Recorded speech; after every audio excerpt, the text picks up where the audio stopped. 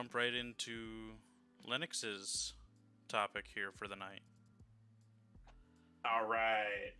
So, my topic, the one that I chose to talk about, it was a little hard at first. I had a couple different things I was bouncing between, but I eventually chose to talk about the Fables comics.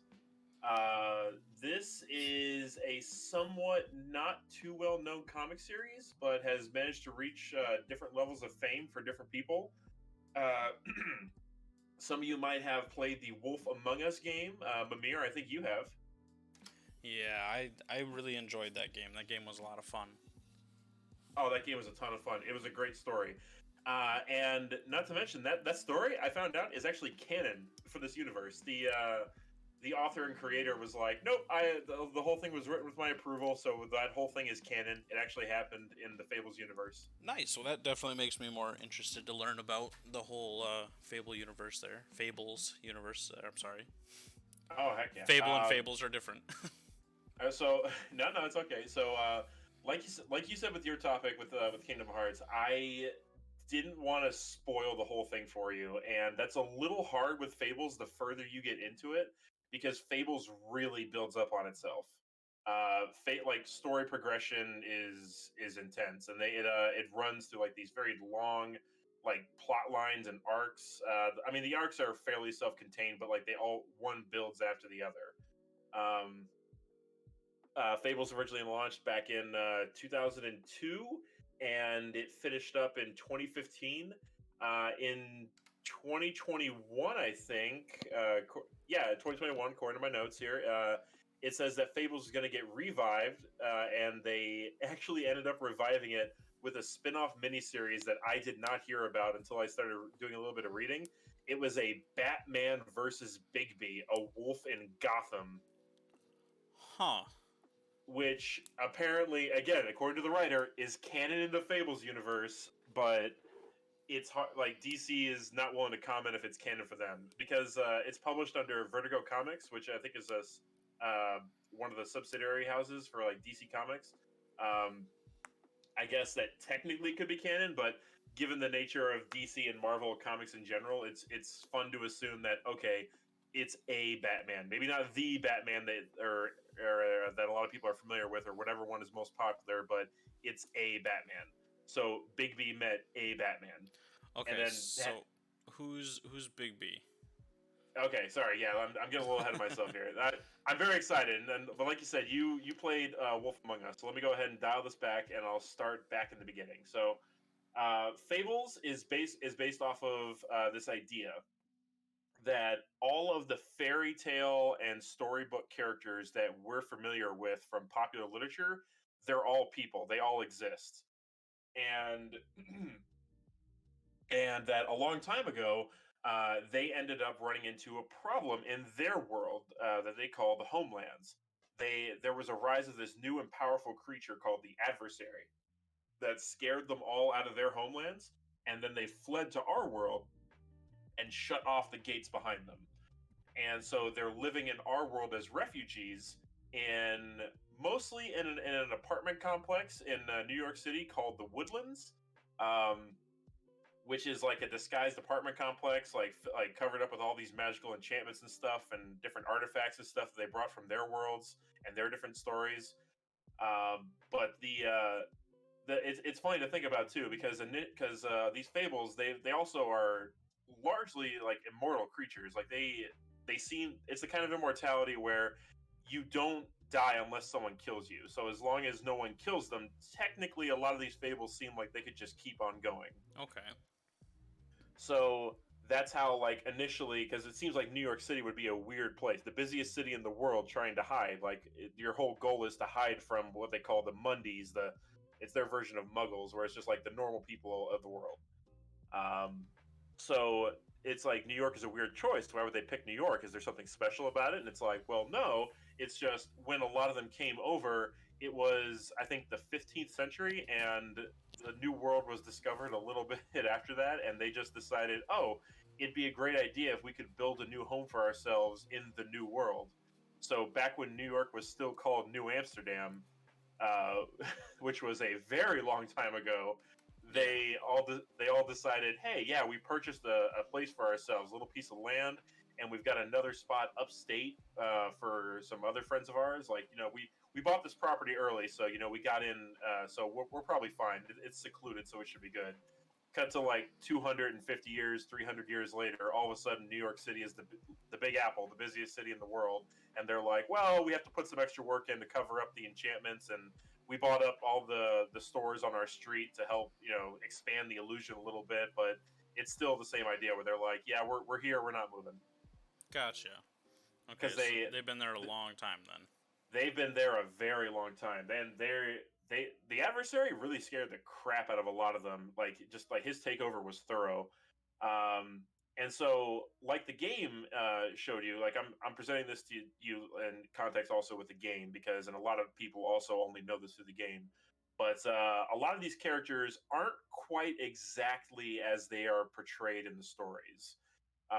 Bigby Wolf, for example, is the human name or the moniker picked up by the Big Bad Wolf, which was the nickname that he went by, or just like the title he was called back in the homelands. Yeah. Snow White, she's here. She exists also.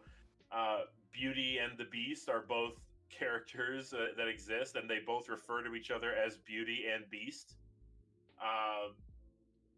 There's just like in let's see, Little Boy Blue is referred to as Blue just for short. Pinocchio is Pinocchio. Cinderella is Cinderella. Sleeping Beauty is Briar Rose, actually. That's interesting. That's the original version of her. That's the name of that princess character. Really? Yeah, it is, and a lot of this also goes into, because like early on, it's mentioned that a lot of these characters are like amalgamations of like all of their different versions. Like, for example, excuse me, Jack, for example, there's a character named Jack who's kind of a little bit of a miscreant, the troublemaker. He is all the Jacks. He's Jack from Jack and the Beanstalk, Jack Be Nimble, Jack Be Quick. He's all these various like sort of rapscallion characters who are named Jack throughout storybooks, and he's always up to these different schemes and different ideas. And so it's sort of like an idea of like when you're reading the comics and characters are mentioning each other, you're trying to like sort of connect the strings and figure out, being like, okay, who's done what, how are these people related to each other, who belongs to which story.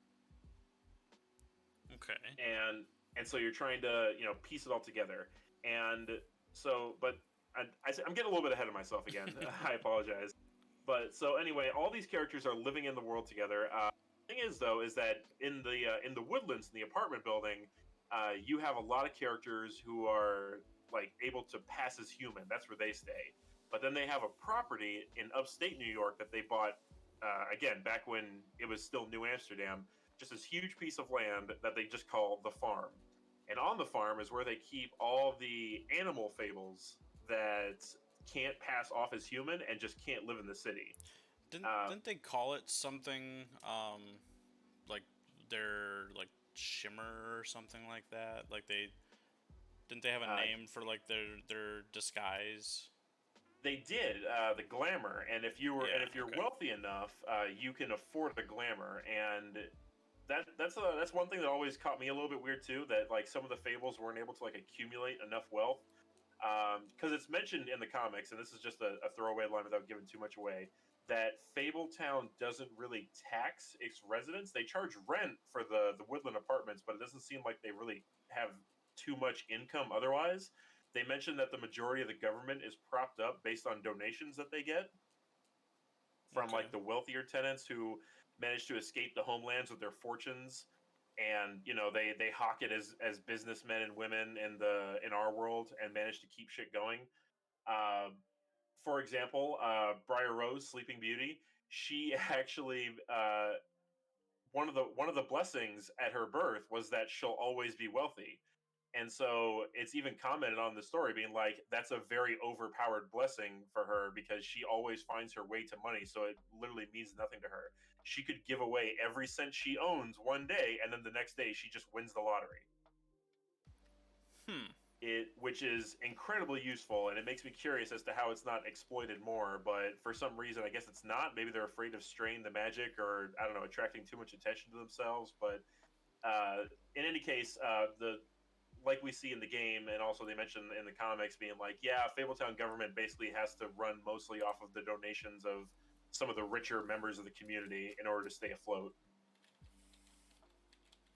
So, all right, so like I was saying before, they got the farm in upstate New York, and they got some other colorful characters up there. They've got the cow that jumped over the moon, and the dish and the spoon as well.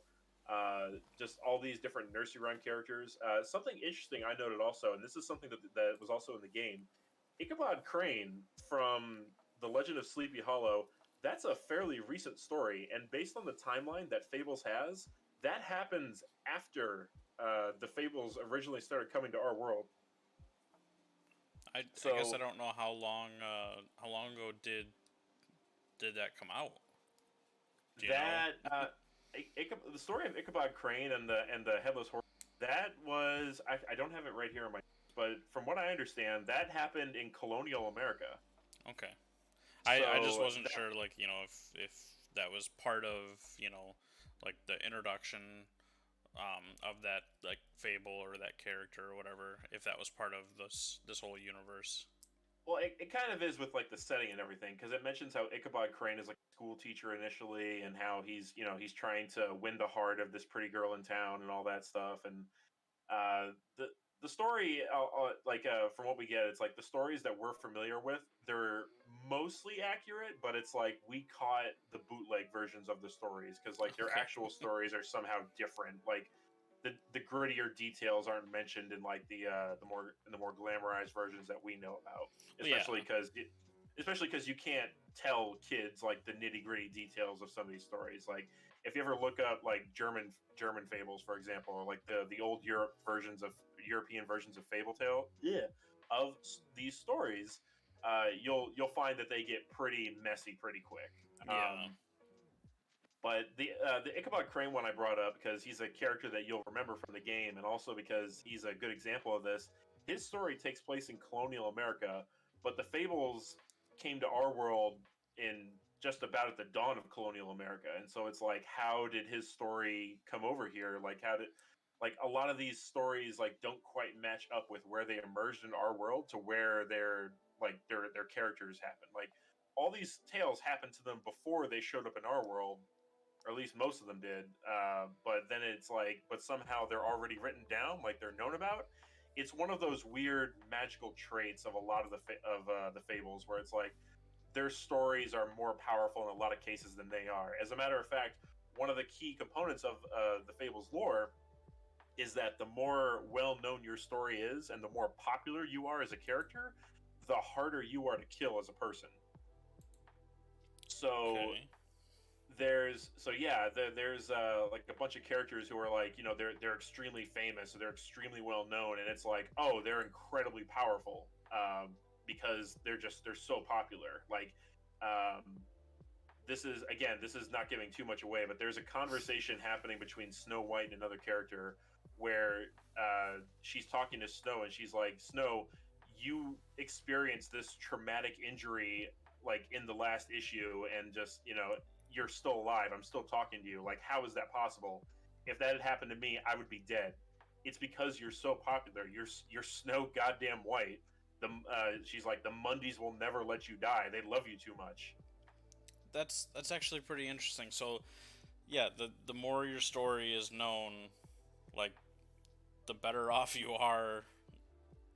I don't know. That's the way that is pretty cool. But it also, like, all the really old fairy tales and everything, they gotta be, fucking, like, amazingly powerful.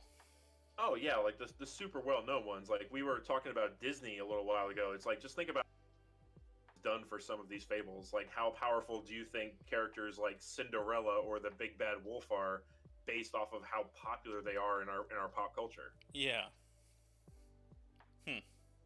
Oh, anyway, yeah. Sorry, didn't mean to interrupt. I was thinking about all the no, details of it. I appreciate the engagement, but like the flip side of that is also, it's like, it's bit ambiguous. Like they're not 100% sure how it works. At one point, there's a character who's a powerful witch character, and she's even just sort of like tuttering at people who are like, oh, I'm a very famous fable, so you better watch out, or I'll kick your ass. And she's just sort of like just sitting in a rocking chair, and she's like, shh, I never really bought into that. I mean, it's never been tested in controlled conditions, so it's like, how would you know for sure? Plus, it's like there's all these variables, and like it's no guarantee of you always winning just because you're a well-known fable. For example, in her case or whatever, she's like, I'm a much lesser known story, except for that one famous one. But is that one story all it takes for me? Because you're a very famous folk character in a different nationality. It's like there's so many variables involved. You can't ever be sure that it's like, oh, I just had a movie come out about my character, which means I'm probably immortal now. It's like, we're not sure that's how that works. So don't go testing it by shooting yourself in the head or anything. Right. But like in the game, for example, you saw the woodsman take an axe to the back of the head, and he survived that. And it's just like, Jesus, how durable are these guys? And it's like, well, depending on how famous you are, you're probably pretty durable. Yeah. I always thought that was kind of weird. I guess I never really paid too much attention about that part of it. I don't even remember if that was like really explained too much in the game. I just remember like that happening and then being like, oh, well, I guess he's okay, Yeah, it's just it's one of those things that sort of gets thrown at you from out of left field, and it's just like, well, it's like, damn, how strong are you? But again, it's variable, but it's like the common mentality is being like, the more popular your character is, maybe based on a few other factors, the more tough you are. Like that's a good rule of thumb to go by for a lot of these characters. Yeah. So also, like I was saying earlier, a lot of these characters also, like the nitty-gritty of their stories, don't quite match up with the more fanciful versions we have, and it leads to like real drama for them, or like real like traumatic past. Like for example, Snow White, for example, was not friends with the Seven Dwarves and was not their happy housekeeper. She was actually captured by the Seven Dwarves as a retaliation for what happened in the original Snow White story. Because the original Snow White story was not Snow White and the Seven Dwarves. The original story of Snow White was Snow White and her sister Red Rose. And that involved her meeting a dwarf and freeing him as recompense for or helping him out by cutting his beard to free him from various traps. I'm abridging a lot of the story right here, but basically it's she ends up cutting the dwarf's beard off to free him from different circumstances, and the dwarf is all mad because he's like, oh, I've lost my magical power now, you fucking humans, I'm so mad at you. And it ends with the dwarf being eaten by a bear, and then the bear transforms into a handsome prince. Huh. Again, these old fables are really weird, but in this context, it's like they happened. Yeah. And so that's the original version of the story, but the follow-up version that everyone is more likely to know about with Snow White, with her and the Seven Dwarves. The Seven Dwarves that she meets are the sons of that first dwarf who was killed, and they blame Snow White. And so they capture her and make her into a slave, and it's not a good time for her. It's pretty bad. Yeah. The story, as we know it, they got pretty dark. I do know that. It's the kind of dark things that you would think would happen to a pretty young girl being captured by angry men would happen. It's that's all I'm gonna say on that. Yeah. But I don't think anyone needs me to go into detail. But needless to say, after she met Prince Charming, who's actually goes by the name Charming, and he's around in the story too, she had him teach her swordplay so that she could then return and get her revenge on the Seven Dwarves. And I don't feel bad about telling you stuff like that, because it's like, it's background stuff. It doesn't really over much affect like the story we're reading. It's just sort of, hey, what was the deal with Snow White and the Seven Dwarves? But it kind of explains it, how like in the first issue or whatever, there's like a throwaway line where Beauty is making some sort of remark about Snow White, being like, oh yeah, everyone heard about your tawdry little adventure with seven dwarves in the woods. How scandalous. Snow White just shoots her this dark look, and then Boy Blue, who's like her assistant, ushers her out or whatever, and then goes, hey, look, I'm going to give you a piece of advice right now. Don't ever mention the seven dwarves around Snow White if you value your life. I mean, it's pretty dark, and It I is, only but know like a small amount of like the Fables stuff. oh yeah, and it's very interesting though, like the dynamics we get to, and it's like characters are like it's hard to judge characters as bad unless like they're just explicitly outright crazy bad. Like everyone has their flaws, everyone's got different character traits to them. It's hard to find characters that you can genuinely hate because a lot of them at the very least are endearing. So like for example, Charming, for example, Prince Charming is poor as dirt. And here's the thing about Prince Charming, also, I should mention. So, you know how the stories of like Cinderella and Snow White and Sleeping Beauty all have Prince Charming show up to, kiss him and save the day and all that? Yeah, is he the same guy? He's the same guy from all three stories, and he did marry all three of these women. He ended up divorcing also all three of these. Oh man. Oh yeah, he's not paying alimony, but that's only because of his name. In fact, when we meet him, we find out that his usual scam, because he's Prince Charming, he's got unnatural levels of charisma and luck with women. He's every girl's Prince Charming. He's literally Prince Charming. He shows up at like a restaurant and then he'll hit on a pretty waitress and be like, "Oh, I can't pay for this, but you know what? I thought I'd just follow you back to your apartment. You can just cover this for me anyway," and that'll work. He's that guy. He's that douche that just guys hate him, women hate him. Is just like, "Oh, you're one of these guys." Super Chad. It's not even that he's a Chad. He's actually kind of a scumbag because it gets to a point where he's just like, eventually, because he'll show up and be like, "Hey, I'm going to pick up my luggage. I'm going to be here for a few days," and then that just happens, and then eventually, he'll steal money from the girl, and then she'll kick him out, and he'll be like, "All right, later, Tiffany," and she's like, "Tiffany, my name? That's not my name," and he's like, "Oh, sorry, I forgot which one you were." What a he's douche. He's such a douchebag. Oh god. I mean, he gets moments of redemption down the road, and he does own up to the fact that he's like, "Hey, look, I actually did love these women when I first met them. That's my thing. The problem is, though, is that I'm terrible with committing to a relationship." He's like, "I'm great with falling in love, shit at keeping it going."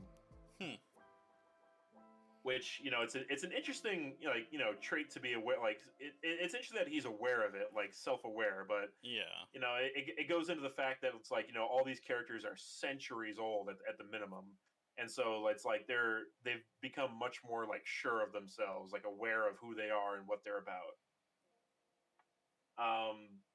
So moving on to other interesting characters, though, Bigby, the big bad wolf, who, man, he's such a cool character. He's your guy in from Wolf Among Us. He's the wolf. yeah. He's the sheriff, and the reason they made him the sheriff is because everybody was like, everybody's afraid of the big bad wolf. But the thing is, though, is that as the big bad wolf, Bigby was so terrifying in the Homelands.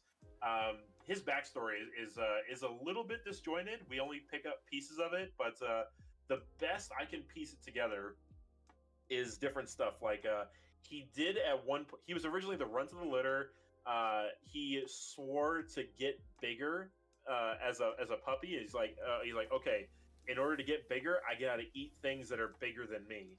And so he promised to just constantly eat things that were bigger than him in order to get big enough so that people wouldn't make fun of him anymore. And so that's how he actually ended up attacking the three little pigs, because he's like, well, three pigs altogether, that's a lot, so I'll attack the three pigs. What exactly happened there is kind of a mystery, but he didn't kill any of the three pigs. Okay. Because we see Colin in the story, and then we find out later that pigs are also alive. So that was kind of a head scratcher for me too. And I even had to Google it, and I was just like, the three little pigs dead? And then I don't know. Without having to like pour over like my original copies, which I don't have copies. They're all digital, but without pouring over those to try and find out, I'd have to figure out. It's like, did he ever say what actually happened? But in any case, the three little pigs are all still alive. After the woodsman threw him in the river, he vowed in revenge to only eat humans to go strong enough, because he's like, humans are pretty tough. I underestimated them and I got my ass kicked. the woodsman cut me open, filled my stomach with stones, and then threw me in the river. He's like, all right, I'm going to learn from this. And then he just started specifically attacking humans. I mean, well, fair enough. He figured out that humans were the most dangerous game out there. He's like, humans are tough. Yeah. So there's like this whole thing with his parents that happened, but basically, eventually, it got to a point where Bigby got so big and so powerful, like unlocking like his huff and puff and blow you all down, his breath power, that he managed to. He got so strong that eventually he was wiping out towns. Then he wiped out the adventuring parties that came to kill him, like he was a D&D boss. And then he was literally wiping out armies until the point it was like, okay, nobody attack the big bad wolf anymore, because that is a natural disaster waiting to happen. Yeah. But the funny thing about it was, though, is that came in useful, because when the adversary was overrunning the homelands and he was conquering all the kingdoms, Bigby absolutely hated the adversary's forces, and he would slaughter army after army of the adversary's forces. The problem is, though, is that the adversary just spawned more of them. He had like infinite numbers of goblins and shit. So Bigby would just slaughter armies after armies, and would help transport people to our world. He'd be like, "Hey, I know a portal. I gotta give you the sniff test, and I gotta get a taste of your flesh to make sure you're not an adversary spy. But after that, I'll let you through the portal." And a lot of people actually owe their lives to Bigby for him helping them get to our world. So he ends up, being kind of like the good guy of the story. Yeah, it's like everyone's like, oh, he's terrible, he's a bad guy or whatever, but it's like Bigby's kind of a softie at heart. He actually is a good guy. He's done some stuff he's not proud of, and he occasionally lets, instincts get the better of him. Yeah. But at the end of it, he is actually a good guy. I'm confident that he's a good guy. He's particular, like a lot of Fables, but again, he's millennia old, so it's like, his brain probably works a bit differently. Not to mention, he's also literally a wolf. You can. I mean, you love your dog, but you can only expect so much from him sometimes, right? Yeah. All right. Well, okay, so Bigby actually kept that up for a while. He actually was transporting a lot of people to our world, and eventually he was like, "All right, time for me to go." And then he jumped through to our world, destroyed the portal behind him, and was just sort of roaming around Europe for a little while. Funny enough, while he was roaming around Europe, he settled. Excuse me. He settled up in the Carpathian Mountains, and he started killing a bunch of stuff also there. And the locals were all very superstitious, but they didn't blame all the carnage on a wolf. They blamed it on a local count, a certain famous count. Okay. He wasn't the one. He wasn't the one from Sesame Street, if you know what I'm getting at. Yeah. Okay, so that's pretty cool. So that's where the whole story of Dracula or something comes from in that universe. In that universe, that's actually where the story of Dracula comes from. Bigby would go on these little rampages, or he'd test his huff and puff out and wipe out part of a forest or kill an army here or there, and people would be like, "Oh, it's got to be the Count. It's got to be Count Dracula. Count Dracula is the one who did it." And the Count enjoyed the notoriety. He's like, "I like being famous for doing nothing." And Bigby was like, "All right, I'm cool with that. I don't like being famous at all."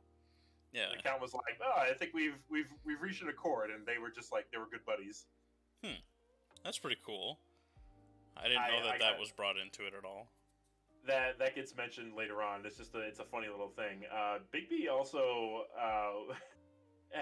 he's interesting. So he also fought in both World Wars. I think he said he fought in both of them. I know for a fact he definitely fought in World War II in this universe. He goes ahead and is like, "Yeah, I went on." Or he's talking with Snow White at one point, and he's like, "Remember that 5-6 year vacation I took around 1941, 1940?" And she's like, "Yeah," and he's like, "Yeah, I went over to Europe and I fought Nazis." It kind of gives off that whole Wolverine vibe. It really does. I was thinking that the whole time. I was like, "Oh my god, he was." He even has that somewhat character design in at least the video game. I haven't seen the comics yet for it, but at least the video game, he kind of gives off that that rough exterior and everything, but has a good heart. that hairy masculine man exterior with I mean, you know, with a lot of hair on his head, and yeah, he's got that heart of gold, and Very yeah, it's very grumbly. growls a lot too. Oh yeah, even smokes a lot. Funny thing about that, the reason that Bigby is always smoking in the games and also in the comics is he mentions it to Snow White at one point. He's like, yeah, I actually have to smoke a lot in order to keep myself sane. My senses are so good that I have to smoke like a chimney in order to block it a lot, like take the edge off, to block most of it out most of the time.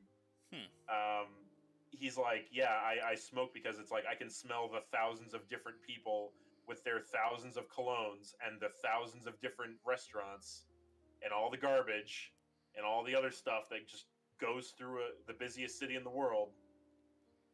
Yeah. He's like, I gotta occasionally, you know, take a couple of hits on a cigarette in order to block all that out, or otherwise I'm gonna go crazy.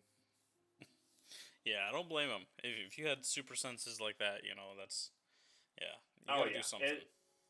it's like you know, not everybody can be Superman, where it's just like, oh yeah, I learned to tune it out. A lot of people have to be like, no, I had to trick, or I have to work at it somehow. You know, it's difficult.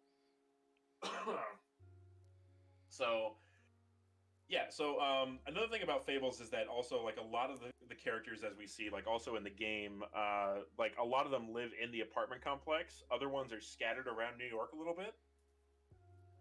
It's because like not all of them are able to fit in the Woodlands apartment, even though it's like magically expanded inside to like fit more apartments and whatnot.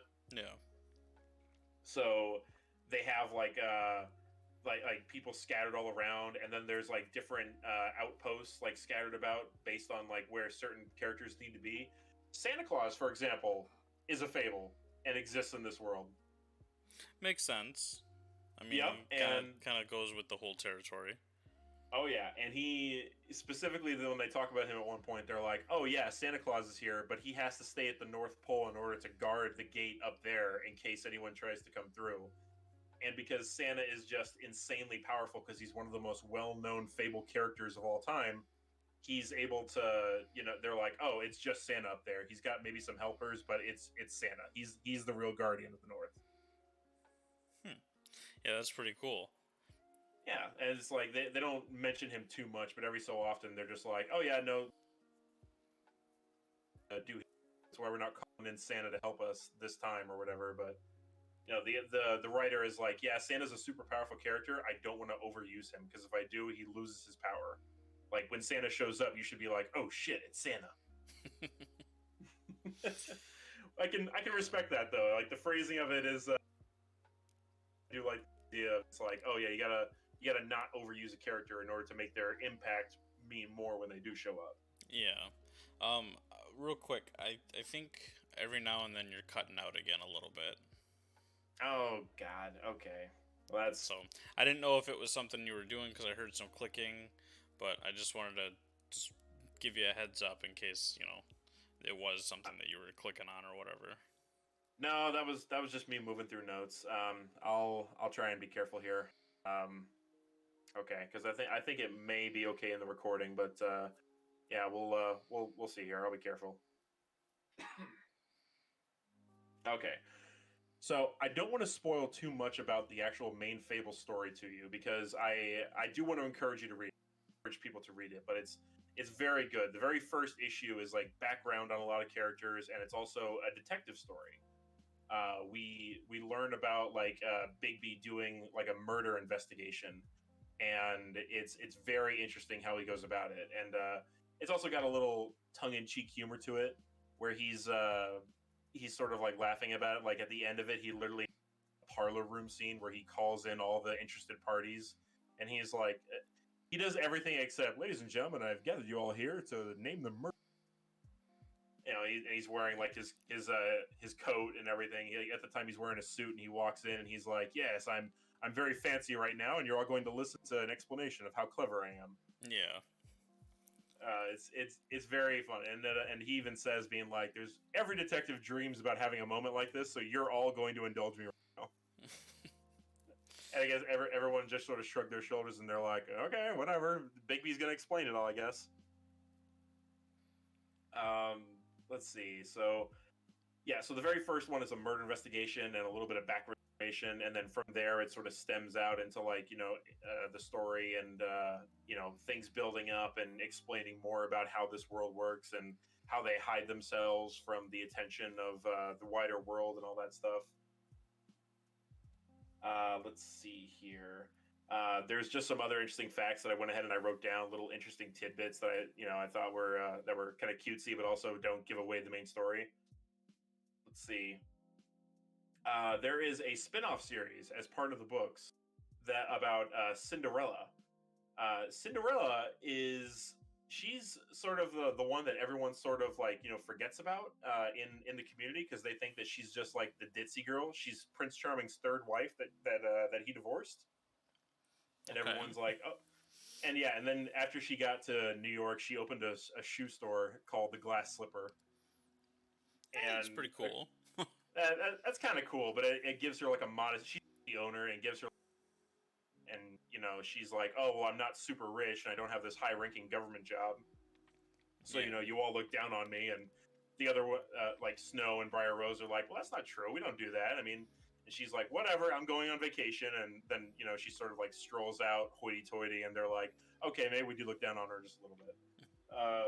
But she actually acts like that. It's all an act because we find out fairly early on after meeting her that she is actually an off-the-book spy for Bigby and Fabletown. She's freaking Black Widow. Okay. So it's all a ploy. It's all a ploy. I mean, part of it is probably like based off real personality, but she's sort of like evolved. It's like flipping a switch with her. When she's on the job, she's like calm, cool, and collected, and very professional. But when she's like relaxing on her own, she's like, "Oh yes, dear, get me another Mai Tai. Why don't you? Yeah, just charge it to my room. I'm at this fancy hotel now." It's just her living it up as her ditzy Valley Girl persona when she can, but otherwise she's just like, yeah, no, I like being a spy, and she's very proud of it too because she says at one point like, yeah, I have the benefit of like magical artifacts and stuff that I can occasionally use from Fabletown and all this other stuff, but I'm not especially talented as a spy. I had no training as a spy when I was growing up. The reason I'm the best spy in the world is because I've had centuries to get good at being a spy, because she's like perpetually looking like she's in her mid-20s, and so she can never like age out of like that target range. Right. So she's just constantly in her prime, constantly. She's very tough because she's Cinderella. She's also like keeps up with like human technology and stuff and is always updating herself on stuff. She apparently she was very active during the Cold War, and she also was running back and forth doing investigations for Fabletown, and she occasionally keeps up to date on like what fables outside of the community are doing, just to be like, hey, I want to make sure they're not doing anything too crazy over here. And then she'll report back to Bigby and be like, hey, yeah, this guy's embezzling money from Mundy Company using a magical artifact. We want to do something about that, and just sort of snitch on fables that are maybe getting a little too big for their britches. Yeah, they don't want to blow the cover of like in case something gets out. Right. And I thought you might be interested in knowing this too. This is something I feel okay with spoiling about Fables. It's not a part of the big main plot, but it is interesting, and it's sort of a wrap up to Wolf Among Us.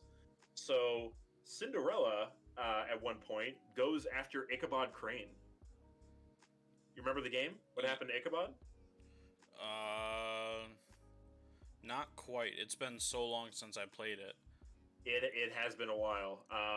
So Ichabod Crane sort of gets a passport and like a shove on the shoulder from Bloody Mary. She sends him off overseas to be like, wait until we call for you, and you'll be useful later. And that's sort of the last we see of Ichabod in the story after he gets taken. Okay. Like we see that happen through the mirror, and then we're just like, oh, okay, well, Ichabod's gone, I guess. But Cinderella tracks him down, and she's an off-the-book spy, so he doesn't know that she's actually a spy for Bigby. So she poses as being an interested party from the adversary trying to recruit him, and basically gets him to confess to all this stuff that he wants to do. Like, he wants to, like, convinces him that she's an agent of the adversary, and then he tries to sell out Fabletown to her. and to get her to marry him and all this stuff or whatever, and like all this other stuff, and his interpretation of the events of Among Us, where it being like, oh, I was totally framed by Bigby. It was all a frame job. Snow White totally misunderstood what was going on, and she just got caught up in it too. Yeah, I think I remember all that stuff. Now that you're saying it. Oh yeah, and for the record, if you're remembering the story, you also remember that Ichabod is full. Yeah. Oh yeah, he's absolutely full of shit. So she convinces him into signing a confession and all this other stuff, and then Bigby shows up and is like, "Hey, yeah, thanks for signing that confession and everything. Yeah, you're done. You're just done. Cinderella, why don't you go wait for me in the across the street by the car?" And she's like, "All right, got it, boss." And then she walks out. Ichabod tries to cover his ass and everything, and being like, I didn't mean to. He's like, I literally am holding your confession right here in my hand. Do not try that shit with me. And then just sort of does this thing where, like, this very ominous moment where he's like, hey, look across the street. You see Cinderella over there? And he's like, yeah, I see her. And he's like, good. Is she across the street? Yeah. Then it just he bashes the back of Ichabod's head in, and he's like, all right, we're good there. He walks out and he's like, I staged it look like an accident. The authorities won't know the difference. We're all good. Let's go home. Good work, Cinderella. And she's like, yeah, thanks, boss. Yeah, it was such a good game, and I kind of really wish that I remembered more of it, because it was a lot of fun to play, and like all the different stories. Because isn't it a Telltale game? Where, like, yeah, your decisions, like, quote unquote, make a difference. Yeah, it's fairly linear in the Telltale games, but yeah, the quote unquote your decisions affect the outcome of the game based on what you decide. How you respond to quick time events and stuff like that. Yeah, but it was a lot of fun to play that game. Oh yeah, the sequel is coming out. It was supposed to come out this year. It's now coming out next year, and apparently that's because they want to update the engine for the game. So they have to go back over all the stuff in the game and then update it for the new engine, which, I'm sort of, scratching my head, and I'm just like, why not just release it on the old engine? Is it really that necessary? But then I'm like, okay, no, that's not realistic. It's video game developer stuff. They have to update it all for the new engine, and that'll take longer now. Yeah. So the game will come out sometime next year, I guess. Which, I mean, that's not terrible, but still, like, it's been a while. Like, you've forgotten the plot of the first game. You just said you forgot the plot. Yeah. During this conversation. Although I will say, I kind of forgot all about the game itself. So with it, like, I didn't even know they were making a second one. Like, I kind of hoped, a long time ago that they were gonna be, continuing that, but it fell off my radar. Yeah, it kind of fell off my radar too until I saw a trailer for it one day, and it's good at YouTube to watch it. It's very entertaining. It makes it look like they're really cashing in on the noir detective look, which was one of the reasons I think the first game did so well. Yeah, I definitely like the whole aspect of it being, like a detective thing. Oh yeah, just Bigby, standing on a street corner with a cigarette and shirt and loosened tie, looking like he's ready for a brawl. And that's a lot of how he conducts business in Fabletown too. He just sort of shows up and is like, "Hey, it's the threat of the big bad wolf. You better watch out." And most times that's enough. As a matter of fact, Bigby is so terrifying that all the animal fables up on the farm flat out are like, "Yeah, it's in the town charter that Bigby Wolf can't ever visit the farm." He specifically can never come up to the farm. It's like they're all terrified of the big bad wolf showing up and eating some of them, because to be fair, like the three little pigs live up there, and a bunch of other animals too, and it's like they all have like those animal instincts, I guess, where they're like, he is literally the creature that will kill all of us. He is the super predator. We're not going to mess around with that. Yeah, I do remember one like pretty cool thing about the game. I'm not gonna say, but like the whole like reveal, I should say, at the end, like at certain parts, yeah, where he was, it's one of Bigby's reveals, and I thought that was pretty cool. Oh yeah. I think I know the moment you're mentioning too, and you're right. It's like there's that subtle little thing at the end of it where it's just going on, and that also follows Fables a bit, because it's like with Fables, it's like, oh, there's always a little bit more going on than we thought, and sometimes it's amusing, sometimes it's like, deep and mysterious, and a lot of it's just like to make you think. At one point, you see this character who's like a little old lady battle a very powerful witch character, and it doesn't reveal what the battle was, but apparently whatever it was terrified another character to a point where he's like, "Hey, nobody goes up on the roof for the rest of the night." And they're like, "What are you talking about?" He's like, "Nobody goes up on the roof the rest of the night." Yeah, I And then mean, it's go ahead. no, I was just gonna say, it's like, and like the mystery afterward being like, it's like, how powerful, and stuff like that. Yeah. Yeah, it's interesting in like that context. I got tidbits here that I thought were fun to mention. Also, let's see here. One of my favorite characters. I have to mention this guy, Little Boy Blue, Yeah. from the nursery rhyme. Little Boy Blue, come blow your horn. All that. He's probably one of my favorite characters, just because I love like how great he is. First off, his character, he's such a great guy. Like, he's very humble, and he's also just, like an older teen. But he's also centuries old, but he's also like living that American teenager dream. Like, he reads comic books and stuff like that, and plays video games. Okay. Um, Snow White ended up, after the events of Wolf Among Us. Actually, Snow White ended up hiring him into the business office as her assistant, and he's just a nice guy. He's a good kid. It gets to the point where every time I see him do something great, like, in my mind, I'm just like, "You're my boy, Blue." I'm excited to see him always, because he's so good. Funny thing about him, so Little Boy Blue, come blow your horn. The horn is part of his fable. He actually loves playing the trumpet. He's probably one of the best trumpet players in the world, because he's had centuries to practice, and he's lived in America and New York City through all these, cultural shifts in music and everything, and he's been able to see, like, he's probably been able to see and experience a lot of the best shows like ever. He probably got to see all these great artists rise up in like clubs in New York, or perform in like alleyways or on street corners, and then he got to be like, "Oh, that's interesting. I'm learning by watching." And then he's like, he taught himself jazz and learned it from the best of the best and all that. Yeah. So, long story short, he ends up being one of the best trumpet players of all time. Problem is, though, is that occasionally he'll try to go to a jazz club and play, and every time he does, they tell him the same thing, which is, "Hey kid, you're too young and you're too white to play the blues. Get out of here."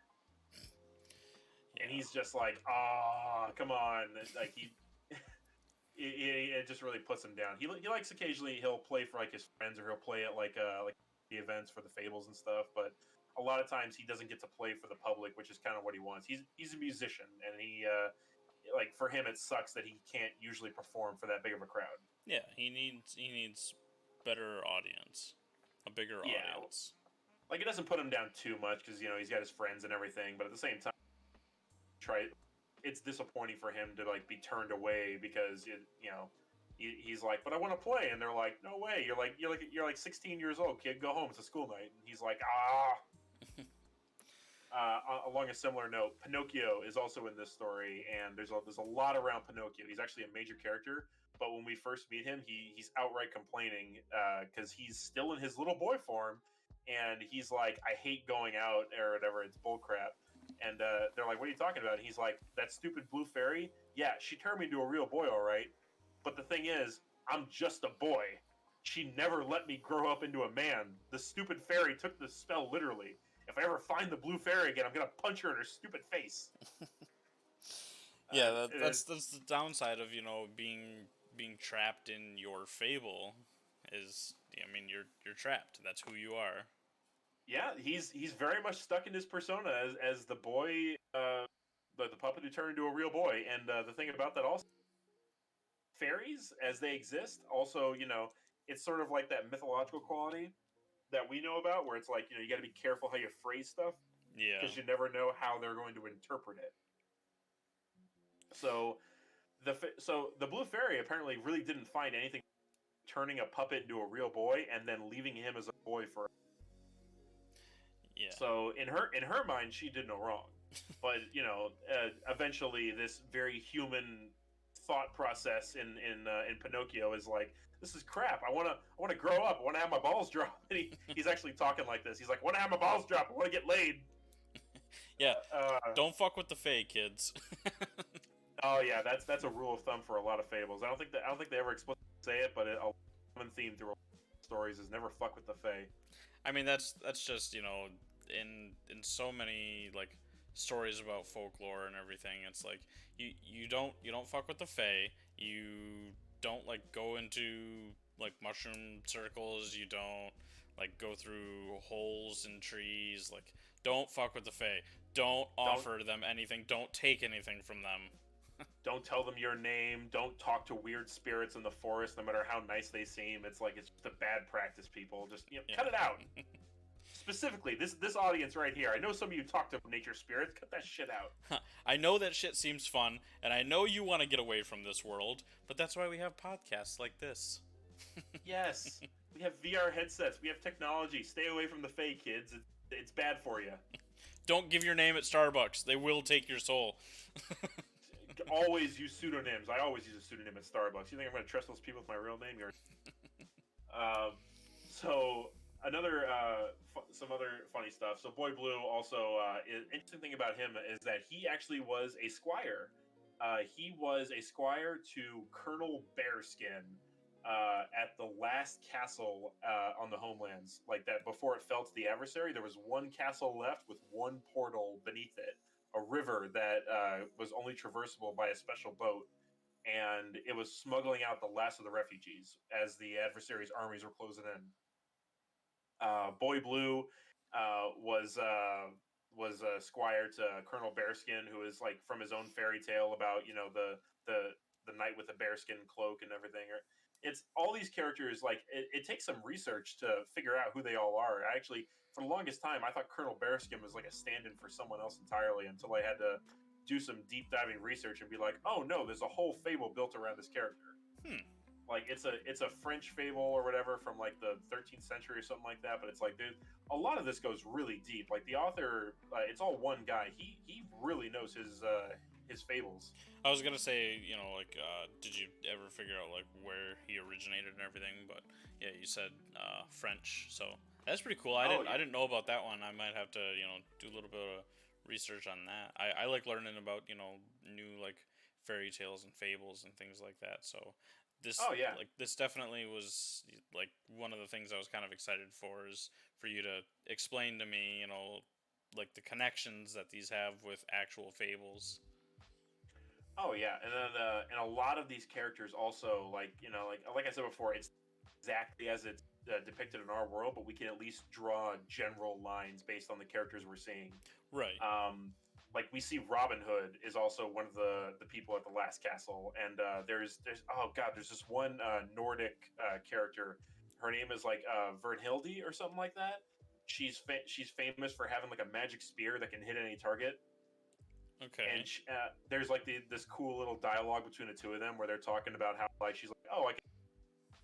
And Robin Hood's kind of like bantering back and forth, and they're like good battle buddies and everything. And they're like, oh look, the adversary scouting party is approaching. He's like, tell you what, we'll make a contest of it.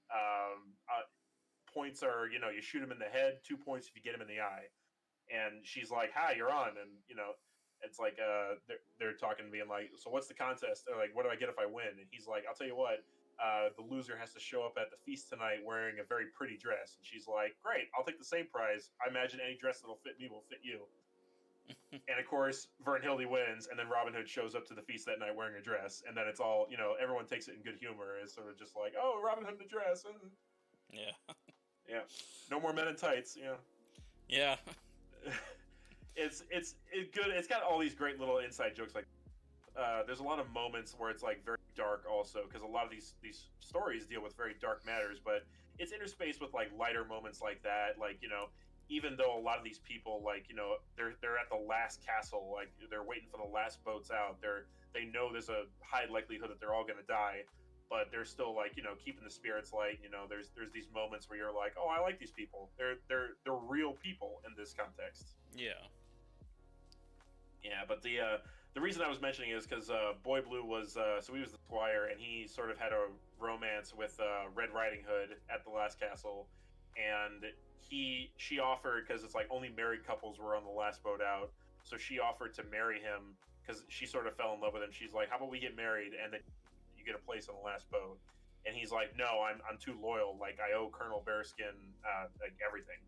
Like, I can't possibly, like, you know, abandon all these men or whatever. And, you know, she's all heartbroken about that, but he's like, nope, duty comes first. And then the next day, Colonel Bearskin hands him the witching cloak, which is a very, very powerful magical artifact that is underused in this context. But later on, they figure out, oh, the witching cloak is OP as hell. Okay. But in this context, they barely know how to use it. So he gives it to Boy Blue, and he's like, yeah, your job is going to be the last man out. You're going to stand atop the highest battlement. You're going to watch the whole battle. When the last defender falls, you teleport onto the last boat out using the cloak. And then you and that girl of yours go on and have a happy life. And then Boy Blue like describes being like the last survivor of the castle, watching all the defenders. I think so. He watches like Robin Hood and I think Vern Hill. I got to be butchering her name, but her character is so cool. He watches them like take down a horde of enemies before falling. He watches all these other characters do the same. I think he watches Don Quixote. The character. Are you familiar with that character? Yeah. Yeah. I think he watches because I think it's meant to be Don Quixote because it's like, you know, rusted armor, and he's like, I am the great knight, so and so. But he watches him fall, and he watches the Red Cross Knight, who I think is supposed to be a parallel for Saint George. Okay. He's the one that slew the dragon in Christian lore. Yeah. Yeah, he is like, oh, I saw the Red Cross Knight standing atop a battlement, and he slaughtered hundreds and hundreds, and you know, it seemed like we were going to win the battle just because of him alone. And you know, then a dragon showed up, and you know, it said that Saint George once slew a dragon, but he didn't slay this one, and you know, the dragon torches him. Yeah, and it's just like this epic battle, and then you know, Little Boy Blue teleports out. Great, I'm on the boat. Where's Red Riding Hood? And they tell him, oh, she stayed behind because she didn't want to leave you alone to die. And then Boy Blue is just like crushed by that, but he's like, no, I gotta carry on. Like he's very duty driven. He's got this very sad backstory, and honestly, a lot of Boy Blue's life is very sad. And he's sort of forced into a hero role. Like a lot of times, stuff he'll do, people will call him a hero, but then he'll just, you know, be like, I didn't want to be a hero. You guys kind of forced me into it. But you know, yeah, that's kind of messed up there. I mean, it's good storytelling, but it is as like just feeling for Blue. It's one of those things where you're like, oh man, that sucks. I see him being sad, and I'm just like, you're my boy, Blue. Oh god, he's got all this like other great stuff. He'll be in her space, and you see him like getting out of bed and complaining to Pinocchio that he left his toys out again, and it's just like, oh.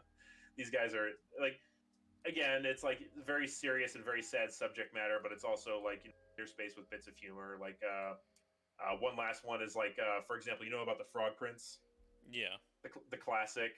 So there's an incident. There's a short story in one of the books where they have a porcupine that just tells some random girl, "Hey, if you kiss me, I'll turn into a handsome prince. Like I'm under a spell. You got to kiss me, and I'll turn into a handsome prince." And she's like, "Okay." She kisses him, and then she gets stung by a bunch of porcupine quills. And he's like, "Whoops, sorry, can't help it." And then she like runs off because she's got a bunch of porcupine quills in her face.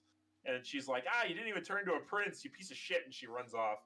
And then the porcupine turns around and says to like a squirrel and like a badger, being like, "Ha! I told you I could convince her to do it. Now pay up." And then like they give him like half a pie or something. And they're just like, he's like, "Yeah, I told you I could convince a human girl to kiss me." And they're like, "That's crazy, man. It's like, where'd you come up with that idea?" And he's like, "Oh, I met this frog like forever ago who was running the same scam. He never admitted it was a scam, but I could tell." And it's just sort of like that moment where it's just like you're face palming because you're like, no, that was a real prince trapped as a frog, and you're just an asshole. Yeah. I I mean, that's some funny stuff though. Oh yeah, it is.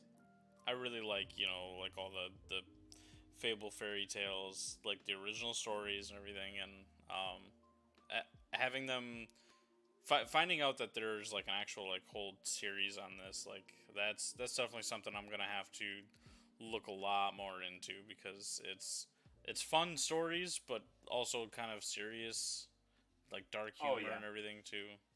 It gets very serious. Like a lot of it's like, lighter humor at certain points, or like these great like story epics of like battles and fighting and stuff, cuz it wouldn't be a comic book if there weren't like these crazy action scenes going on in the background. Um I've never read the Batman crossover, but I'm really tempted to find it and read it now.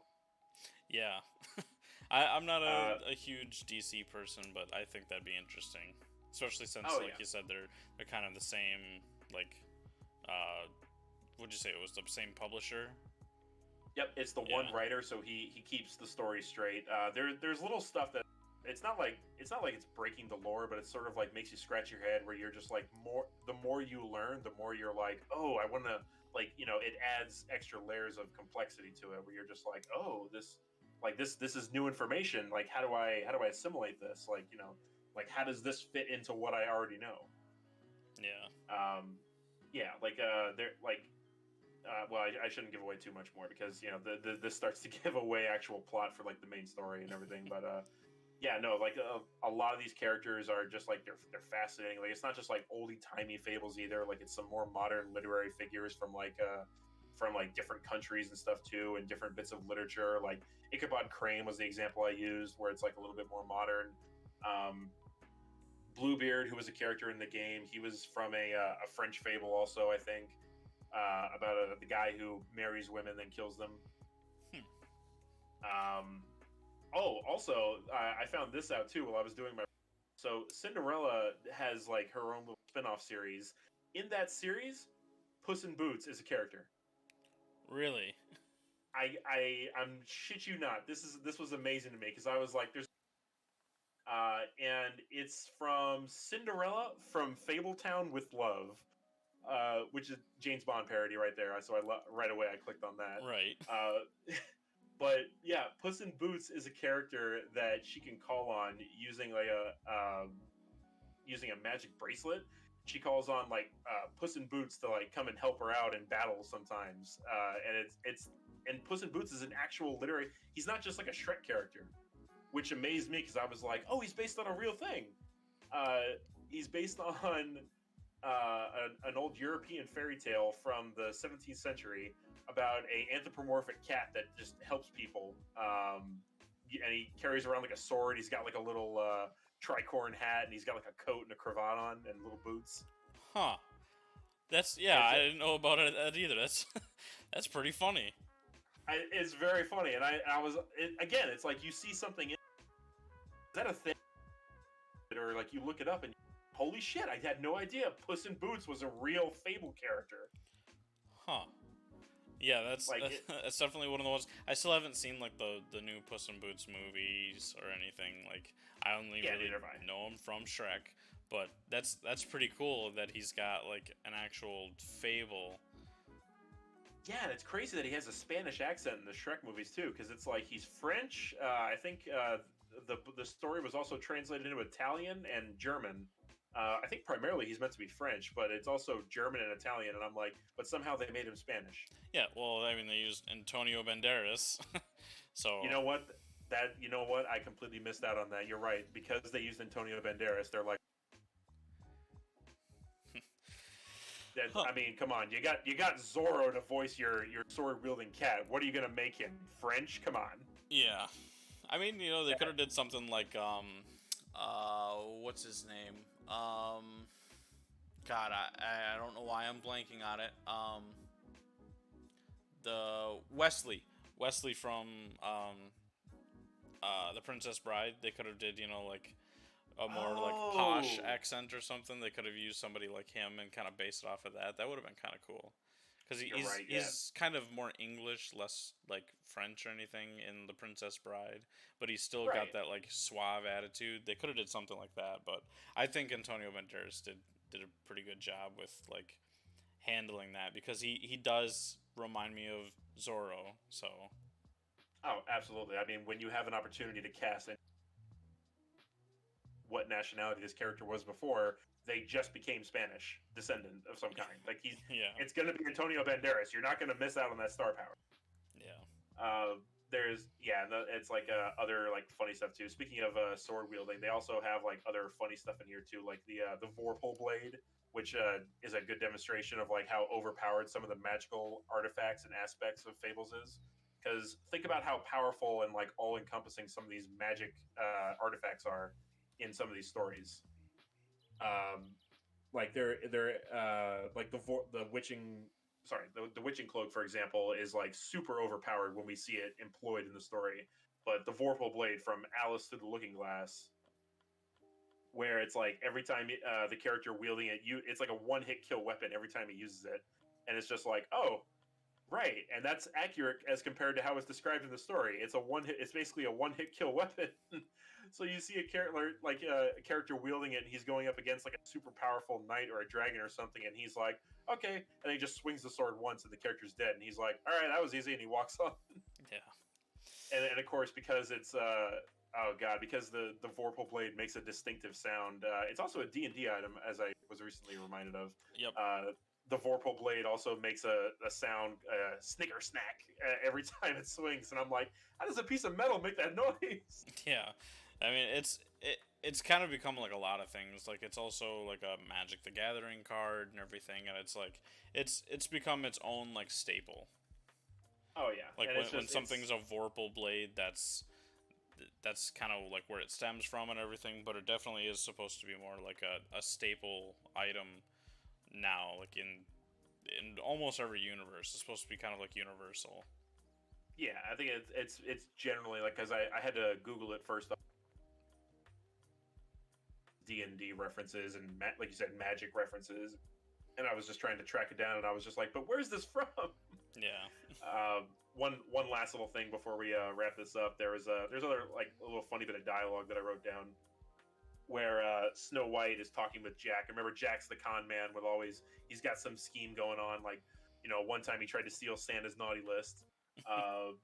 But he's always the crux is that he always has a scam, and it always fails. Like he always screws it up somehow. Okay. Like he's the guy who will win the lottery and immediately invest in a Ponzi scheme. He's that guy. All right. He can never just win and stay the winner. He always has to immediately lose everything. But there was a thing at one point where he was trying to tell Snow White something, and it sounded ridiculous, and so she wasn't believing him, but he kept insisting, and so she like looks to him and goes, Jack, do you know about the boy who cried wolf? And Jack just looks at her and goes, what, you mean Tim? He lives on the 6th floor, I think. Yeah, what about him? And she's like, Jack, never mind. Because it's just a moment where it's just like, oh god, I forgot, I can't use analogies like that because we're all fucking Fable. Yeah. Oh, that's good. Yeah, it's a good bit of humor. The writing is this, like, it's very on point. There's these long like moments of like description between characters where it's just like, oh, I'm very interested because these people talk like people, and occasionally it'll be like, oh right, you're like these characters are all like very old, and they're confident in their speech, and like they have these like just this dialogue already worked up. So like they speak with authority on subjects that they're well versed in, and so you're like, oh, no wonder some of them can suddenly be so eloquent. It's it's because they've had all this time to think about it. It's like, if you had years to practice in your own head, you'd probably be able to say the same sentence or essay fairly well if you had to recite it. Yeah, but it's but overall, yeah, Fables, it's great. I very much love it. I'm actually thinking about getting back into it. I think there's a couple issues I didn't read a number of years ago. I got very far into it that I know most of the story, I'm going to say. At the very least, I know how it all ends. I think there's a couple issues I missed out on. I definitely didn't read all the Cinderella stuff, which I really want to. Because, Puss in Boots pops out, like, who knows what's going to happen next. Right. But yeah, just I'm really excited to see some more of this stuff, and I encourage other people to jump onto it and see what else is out there. I mean, the series just got a revival, and there's going to be another Telltale game coming out next year. So now's probably a good time as any to get back into it. Yeah, I'm definitely gonna be somebody that's checking it out. Like I said before, it's definitely one of those things that piqued my interest, especially when you told me about like it was a comic series and everything, and I was like, you know what, like I wanna look this up. I wanna give it a try because the game was fun. And if there's more like that, and there's more like expanded on it all, I definitely wanna take a look. Oh, absolutely. But yeah, no, it's tons of fun, man. Like, I'll see if maybe I can dig out an issue or two, and maybe I can loan it to you at some point. Yeah, no, it's it's tons of fun. Well, I think that about wraps up the stream here. Yeah, I think we ran a little bit over though. That's probably on me. Yeah, just a little bit. That's fine. We took our little break and everything in the middle, so it kind of makes up for it. But again, just want to thank everybody for coming and checking it out. Um, Again, if you guys want any more of this type of stuff, or if you have any other ideas or anything, any topics that you want us to talk about, please let us know. Like a follow and a like, yeah, those go a long way. Subscribing on YouTube, all that goes a long way.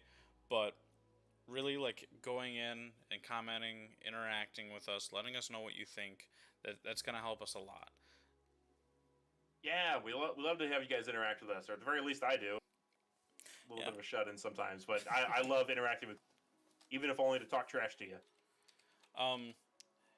The link here for YouTube, and again, don't forget to check out our merch. We got some pretty cool stuff. We're still adding stuff every now and then. Some people have already bought a few things off of there, and so far everything that we've gotten has turned out pretty nice. Yeah, surprisingly enough, it's actually really fun to design new merch. Like, I had no idea that putting our logo on a sundress could...